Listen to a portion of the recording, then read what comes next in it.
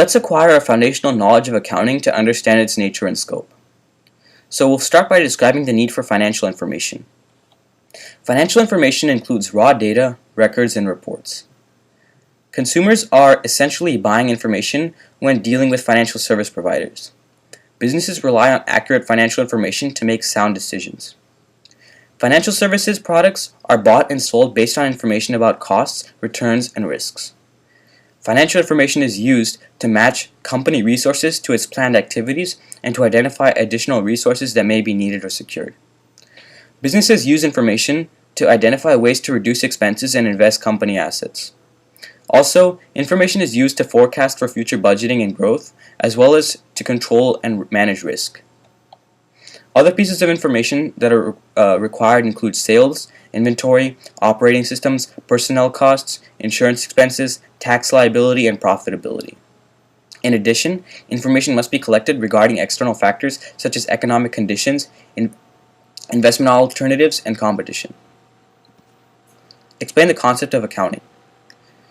Financial information for a business can be recorded, summarized, and reported in a variety of ways. The way in which information is kept and reported is determined by the size, type, and complexity of a business. Businesses should also consider the types of decisions that will be made when designing an accounting system. Types of information can be gathered include purchases, sales, expenses, and payroll. The two basic types of accounting methods are cash and accrual.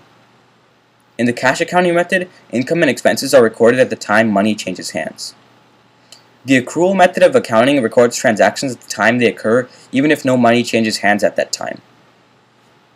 Accounting records show changes in the current account balance on each asset, liability, and owner's equity account. The recording of debit and credit parts of a transaction is called double entry accounting. A record summarizing the information relevant to a single item in the accounting equation is called an account. With every action, at least two accounts will change. A group of accounts is called a ledger. A form for recording transactions is called a journal. Discuss the role of ethics in accounting. The AICPA Code of Professional Conduct outlines a number of rules regarding ethics in accounting. A company must keep an accurate, honest, and complete record of its accounting transactions. Company audits should be carried out by an independent party.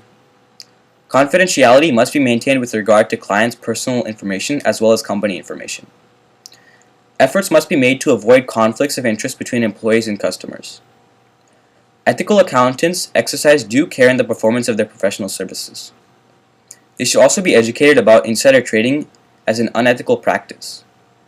Accountants must refrain from misrepresenting the facts to achieve short-term goals that are contrary to a business's long-term goals. Internal auditors work independently within a business to review and improve the company's operations.